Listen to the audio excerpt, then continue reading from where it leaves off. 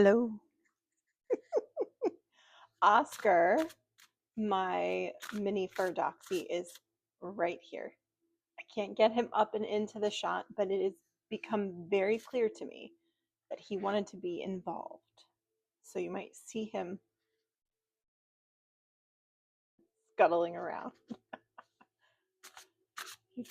He's gonna, hey, can you not do that on video? Okay.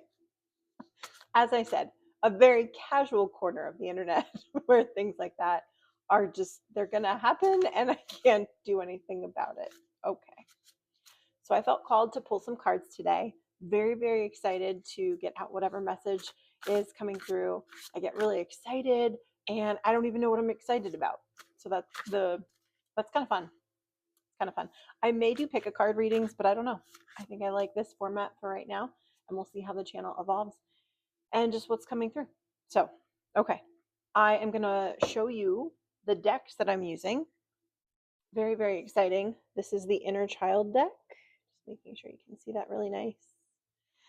And then this deck came out of nowhere. It was a great Etsy find, and it's called the Places Oracle.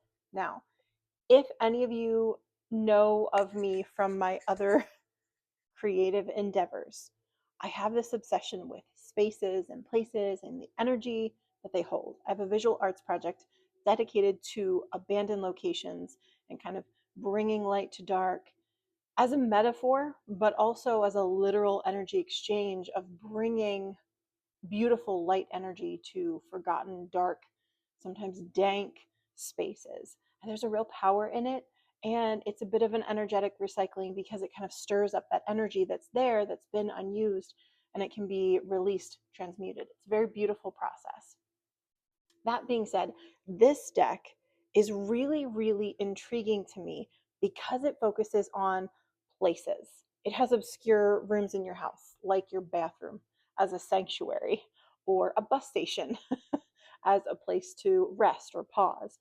And I really like the concept that these liminal spaces can have their own special energy. Hey,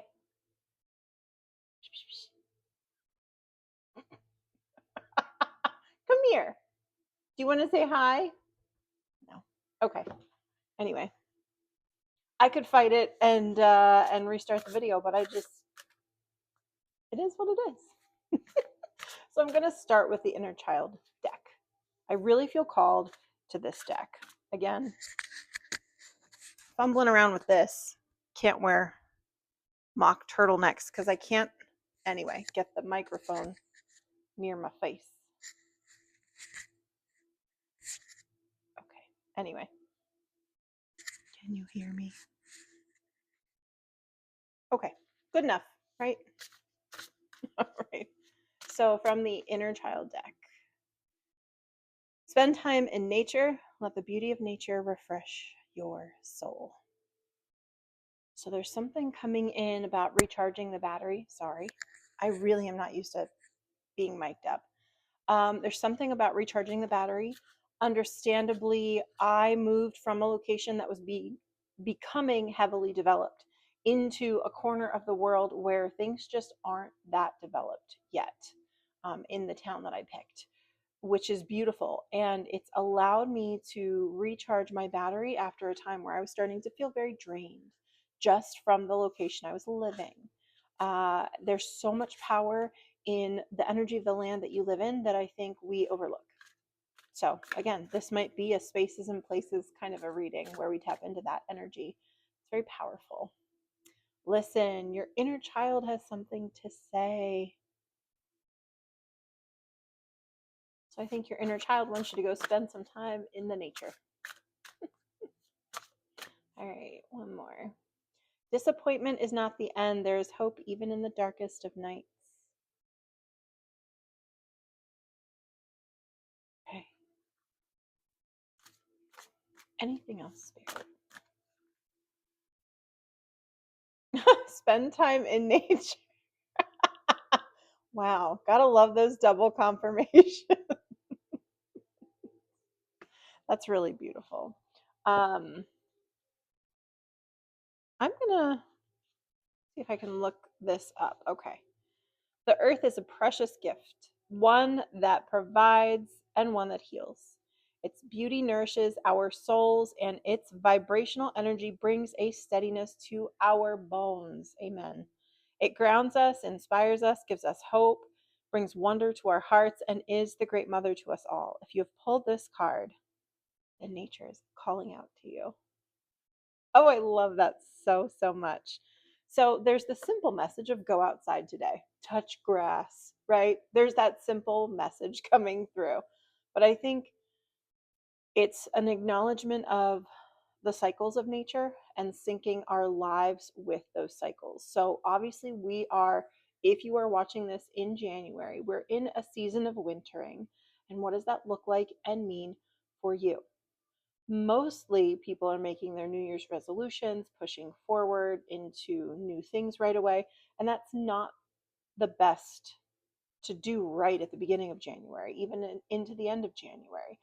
We are coming into a big new cycle in early February that switches over to the fire horse year. Again, I've said this a bunch, but it is a really big deal. And I think it holds a lot for this particular collective. My cat just crawled out from under the porch in the window right in front of me. Anyway, she is spending time in the nature. She loves being out there. And her wildness inspires me. She is a stray that just kind of found me. I brought her into my life, and she comes into the house. She keeps herself warm. She gets fed. She gets played with. But most of the time, she's feral and she likes to be outside. And that's okay. It's not about her becoming my pet or anything like that. We coexist, right? And she's taught me so much about that relationship with being wild. So, what I'm getting is it's not just about getting out in nature, it's about embracing that raw wild that is within all of us. And sometimes we've become too tamed, too domesticated for our own good. And there's something to be said about that. I think uh, there's a beauty in stepping into that raw potential again, whatever that looks like for you. And I think there's inspiration in nature because it recalibrates the body's electrical system. Certain things I'm going to say again. Nature recalibrates our body's electrical system. We are energetic beings. We're electric. So the point is, when we get out in nature and touch grass or hug a tree, we're doing way more than just like looking weird to our neighbors. We are recalibrating the electrical system within the body. The reason why there's brain fog, the reason why you're fatigued. Your wires are literally crossed. There's power in understanding that. So I think it's time to rewild this collective. We need to tap in to what is true and what is simple, because I think there is a simplicity in just falling into the natural cycles. What do you feel like doing right now? And granted, yes, get done what you need to get done, but try to schedule that time that you can do those wild things, do those this isn't about bed rot, this isn't about sofa rot, this is um I don't know. There's something about going outside, walking in extreme cold that I actually love.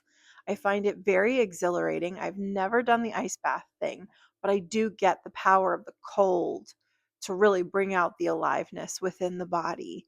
And so, as I'm saying this in the Pacific Northwest where I'm located, it's cold, but it's not nearly as cold or snowy as many areas of the states are right now.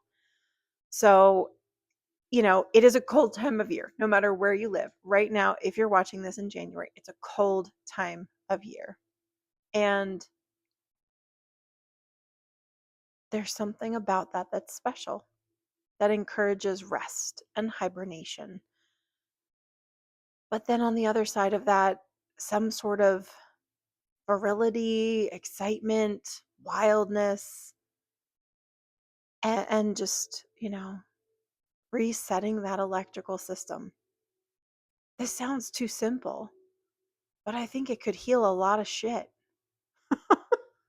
um, I say that as someone who felt completely different when I got here. When I got here, I'm very efficient. I packed really organized. I was trying to get house and home set up, get organized, figure out what furniture I still needed to buy, all of the things when you first move in. I was doing that, but I was doing that at a pace that I was getting frustrated at myself about how slow I was moving. It felt like I would lose days. And I wasn't even like sleeping in or being a sloth. It was just like I was losing some time because I'd go for long walks with the dog and the cat was already outside. And I just kind of got lost in the nature.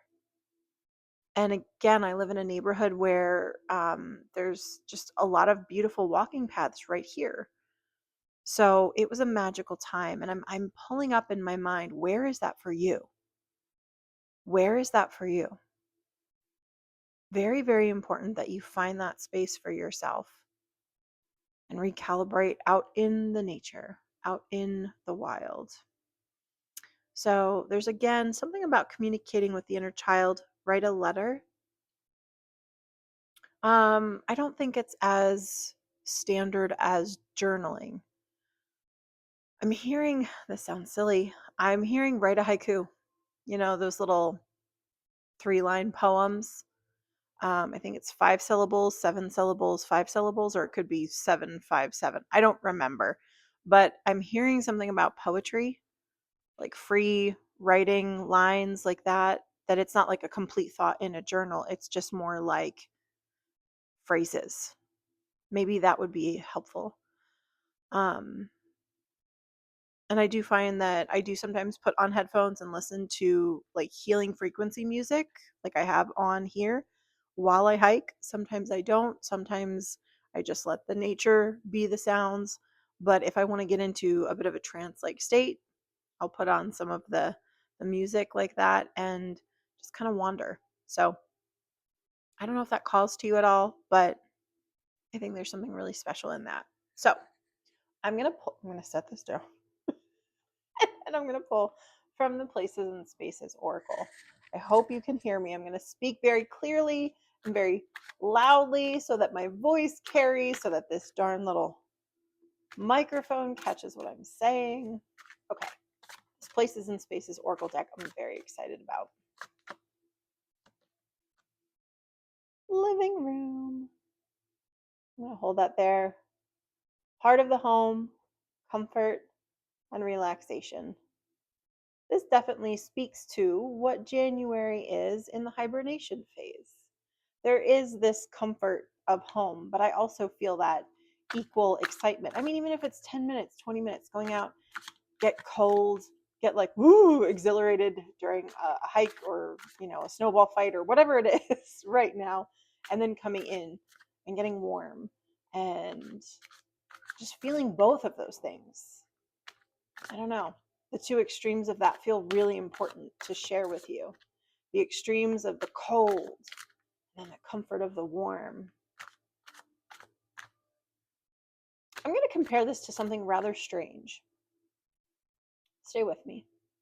Have you ever had a cup of coffee where everything's blended in? You just get your cup of coffee and you put your creamer in there, or even hot tea. You put everything's mixed. So as you drink it, it's one combined flavor. That's nice. But you know what I like? I really like cold brew because I like the bitter and I like the sweet. And I like to be able to taste them separately but together in my mouth. You feel the two, or you taste the two extremes together. They haven't been combined. This is why cold foam is so magical to me, because the foam sits on top. You can sip it and take it in even with the coffee, right? So it could be hot foam or like a cold foam. So I'm hearing and feeling that there's something in that contrast that's really, really magical, because we don't want everything all mixed together. If that was the case, everything would be rather neutral. And that's not what we came here to experience. We came here to experience contrast. And that doesn't have to be a bad thing.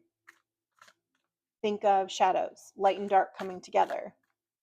If it was all washed out, one big blast of light, the photograph probably wouldn't be as intriguing. But if there's intricate shadows where you can see the dance of the shadow and the light together, that's what makes a great photograph. So, okay, toy store, inner child's wonderland, playful imagination. Again, that inner child. Your inner child wants to go outside and have a snowball fight. All right, two more. Thrills in every corner, high stakes, high reward. I like that card. I'm not a big fan of the energy.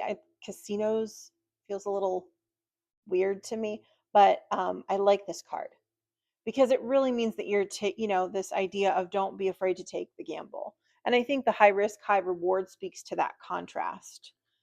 For all the lowest lows that you've experienced, you get to. Now, again, it's not automatic. You have to do things in your life to get there. But for all the lowest lows you've experienced, you get to experience the highest high version of that. If you have experienced betrayal, deceit, financial loss, you get to experience loyalty, unconditional love, financial success, and freedom. The contrast. All right, one more from this deck. All right, these are gold, so I kind of have to. Wisdom's treasury, expansion, and learning in the library.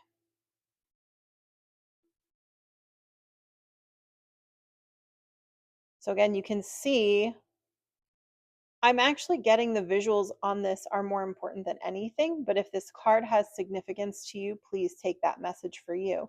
I'm seeing the light spilling in the windows and creating that contrast. That time of day where that sharp light is kind of coming through and you can see everything, especially in a tall building like that. That's a cool shot. So that contrast is really, really important.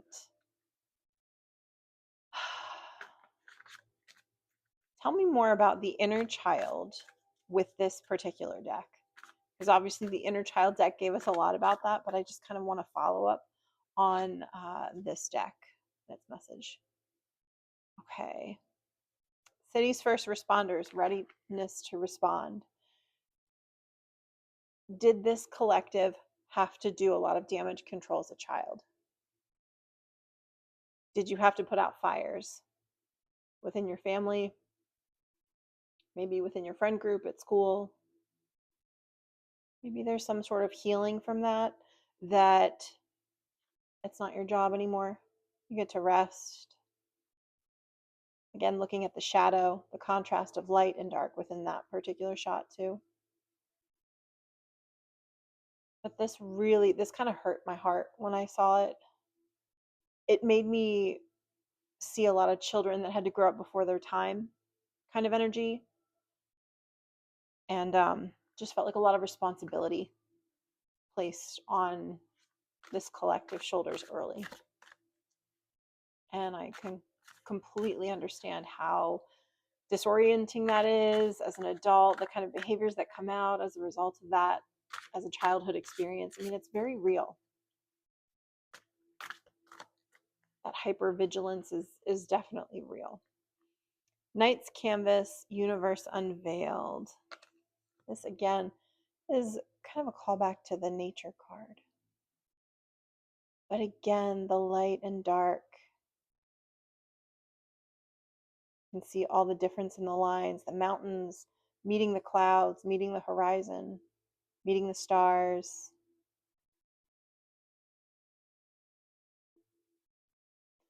All right, one more.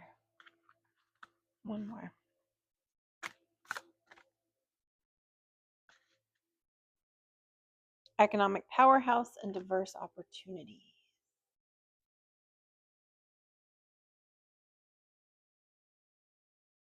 So I'm getting two things with this particular card.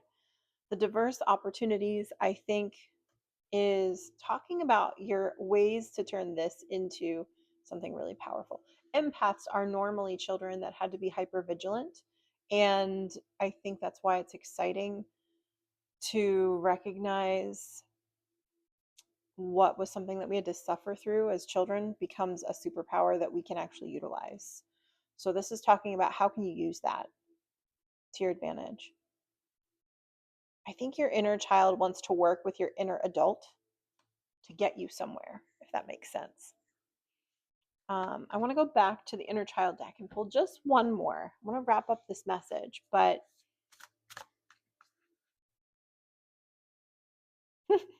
you can do hard things. It is not as impossible as it may feel. Is there a big dream or a big something that you wanted to go after that you weren't quite sure about? This felt, this actually could speak of something that feels so far off in the distance. A big dream, big dream. Feels so far away, it's like stars in the sky. There's hope for it, but not attainable right now. What if it is? High risk, high reward. Can you gamble on yourself? Can you gamble on your own dreams? Will it feel like a dream come true? Will you feel like a kid in a candy store or a toy store? I really like this reading. Ah! All right. Well, I hope this had value for you, everybody. All right, one more. Flow with the rhythm. Get lost in the rhythm of movement today. Going with the flow of things, even if it feels a little faster than you would want or a little bigger of a dream than you feel like you're ready for. I think you're ready. I know you're ready. All right, everybody. Until next time, I hope this video had value for you. I hope my dog wasn't too much of a distraction, and I'm just so grateful that you're here. And until next time, have a beautiful day.